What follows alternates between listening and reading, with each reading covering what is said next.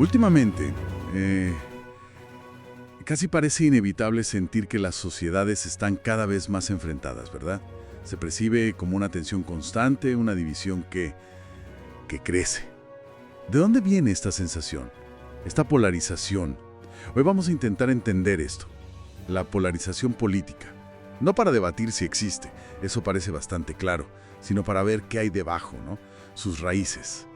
Y para ello nos vamos a apoyar en una revisión académica, un estudio bastante completo que, integra mucho conocimiento científico sobre qué factores psicológicos influyen y en qué contextos sociales y de comunicación ocurren.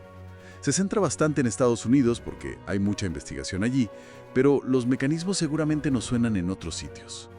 El objetivo es ir un poco más allá de la superficie, entender esas dinámicas psicológicas, sociales, que nos empujan a los extremos. Vale, vamos a desgranarlo. Exacto. Y la pregunta central que se hace esta revisión es justamente esa. ¿Cuáles son esos mecanismos psicológicos, esas motivaciones a nivel individual que hacen que la polarización suba o baje? Y, muy importante, cómo interactúan con el entorno, con lo social, con la comunicación que nos rodea. Primero, si te parece, aclaramos qué entendemos aquí por polarización política. Porque no es solo el desacuerdo normal, ¿eh? Claro. Es algo más profundo. Una división casi tribal en cómo vemos el mundo. Una mentalidad de nosotros contra ellos. La fuente habla de 3 tipos principales. A ver, primero, la polarización ideológica. O sea, sobre temas concretos. Las posturas se van alejando del centro cada vez más. Vale. Segundo, el alineamiento partidista. Esto es cuando casi todas las divisiones importantes, sociales, económicas, morales, se alinean perfectamente con la etiqueta de un partido. O sea que no es discrepar en una cosa, sino en bloque, ¿no? Eso es. Tu visión en casi todo coincide con tu partido y choca de frente con la del contrario. Y tercero, la polarización afectiva. Afectiva. Sentimientos. Justo. Los sentimientos negativos, la antipatía, incluso la hostilidad hacia la gente del otro grupo político. Y ojo, que estos 3 tipos se alimentan unos a otros. El desacuerdo ideológico puede hacer que te caiga peor el otro grupo. Y si te caen mal, es más fácil estar en desacuerdo con ellos en todo. Un círculo vicioso, digamos. Entendido. Tiene sentido que se refuercen. ¿Y cómo llega la fuente a estas conclusiones? ¿Es un experimento nuevo o...? No es un experimento nuevo. Y eso es importante para entender su valor. Es lo que se llama una revisión conceptual.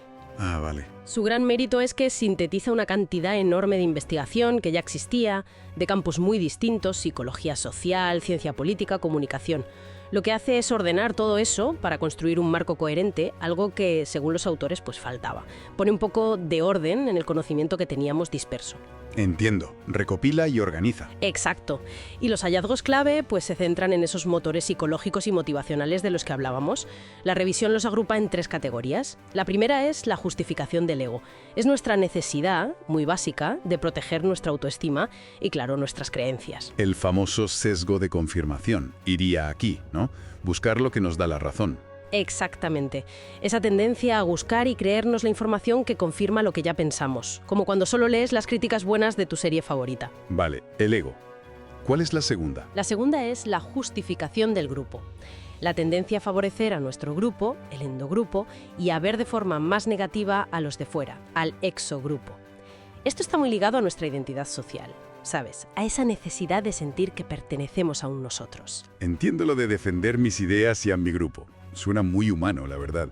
Pero, ¿y esa tercera que mencionabas? ¿La justificación del sistema? ¿Cómo encaja ahí? Buena pregunta. La justificación del sistema es una motivación, a veces no del todo consciente, para defender el orden social que existe, el status quo. La tendencia a percibirlo como justo y legítimo, incluso si objetivamente nos perjudica. Curioso. Sí, y los autores señalan que esta motivación suele ser más fuerte en personas con ideologías, digamos, más conservadoras. Y esto podría ayudar a explicar un fenómeno interesante, la polarización asimétrica. Asimétrica. O sea que no es igual en todos lados. Eso es. Ocurre cuando un lado del espectro político se radicaliza o se aleja del centro mucho más que el otro. No es un movimiento simétrico de ambos lados alejándose por igual. Vale. Ego, grupo y sistema. 3 motores psicológicos. Pero aquí viene lo crucial, lo que conecta todo. Estos mecanismos psicológicos no funcionan en el vacío. Se activan, se potencian, según el contexto social y comunicativo.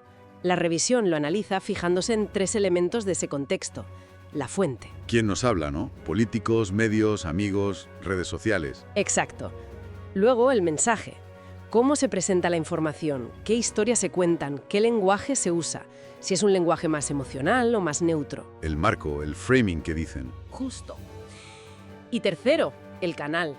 ¿Por dónde nos llega esa información? La tele, la radio y hoy en día, de forma muy importante, las redes sociales. Con sus algoritmos, que pueden crear esas famosas cámaras de eco o burbujas. Aquí es donde la cosa se pone realmente interesante, me parece a mí. Porque no es solo cómo somos por dentro, nuestras tendencias psicológicas, sino cómo el entorno, quien nos habla, qué nos dice y por dónde, puede pulsar esos botones psicológicos y magnificar las divisiones. Vamos, que lo vemos todos los días en cómo circula la información, ¿no? Totalmente. Esa interacción es la clave. Entonces, resumiendo un poco, ¿qué sacamos en claro? Que la polarización es compleja, nace de tendencias psicológicas muy básicas, defender nuestro yo, nuestro grupo, a veces el sistema.